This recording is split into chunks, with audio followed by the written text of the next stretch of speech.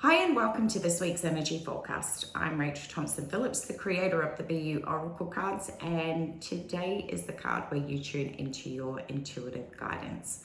If you have chosen card number 2, here is your divine soulful message. It is the card of clairvoyance. The message at the bottom says, your intuition comes through visual signs. Connect to your third eye to harness this clairsense. Now, if you have a look in this card, sorry about the glare, you can actually see that there's a third eye there.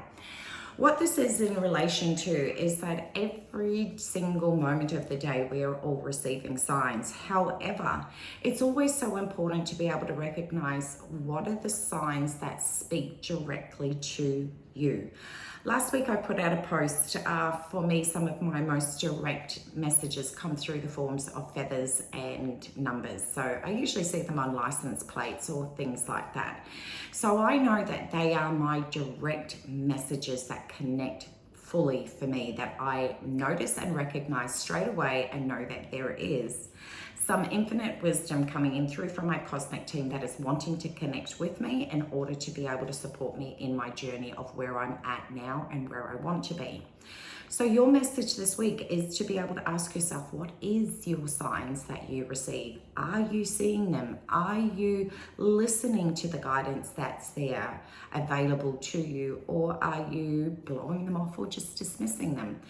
The other thing that I also want to be able to share with you is that there are certain moments in our life where you feel that you're in a crossroad in your life.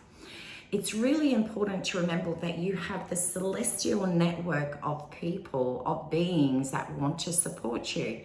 Please never forget to ask them for a direct message, which could be, I had when I put that post out, I had a person comment on Facebook that said, I'm struggling with the decision that I needed to make, and I asked my spirit guides to be able to send me a message in the form of a kookaburra.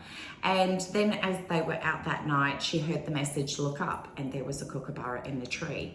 It's really important to remember that you can ask for a very, very specific and direct message to come forward in order to help you make decisions along this way. Something that's so clear and obvious that it's just like stands out like a great big beaming light. Never forget that there is this celestial network, or your cosmic team as I like to call them, that are there to help guide you every single step of the way. It doesn't have to be this huge big life-changing decision. It could be something simple, or you just feel a bit stuck. Whatever the question it is that you are seeking, remember that the answer is available to you when you ask for that celestial support. For me, I think it is one of the greatest things, and it's also the hugest buzz that when you ask for a message and it comes, you're like, shit, this is awesome. So never forget to be able to also harness that spiritual being within you that has much more infinite wisdom and has a deeper connection to other beings that have a much more greater wealth of wisdom that is there to support you along your way. Now, whenever the clairvoyance card comes up, it is also a sign that you may also start feeling that there may be pressure in around this area. It could come in the form of feeling like you may have a headache coming on, your eyes may start to feel a little bit heavy or blurry. It's also an indication that your third eye is awakening and expanding and growing. So through that time, if this is what is occurring for you, please be very mindful to know that your eyes are the channel in which is receiving intuitive information. And as you know, we can't get through the day without our eyes being open, and it is just a channel that just is getting completely downloaded with an influx of information. So there are certain times in where we need to be able to switch that off in order for you to process all the internal information that is already once come into your consciousness that's now needing to be able to process that. So in order to be able to do that, place a beautiful little eye pillow.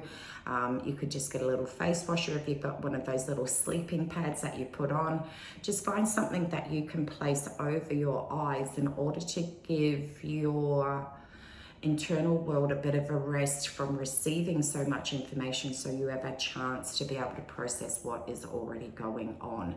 You may find that you may also be very sensitive to light, so social media, iPads, shopping centers. These are all little ways where there is an infinite abundance of very, very bright light, and that can also find that it can be a little bit taxing on your eyes if they're feeling a little bit sensitive at this time. So be very mindful of that heightened sensitivity towards light, and just give yourself maybe a little bit of a break from so much direct light coming in.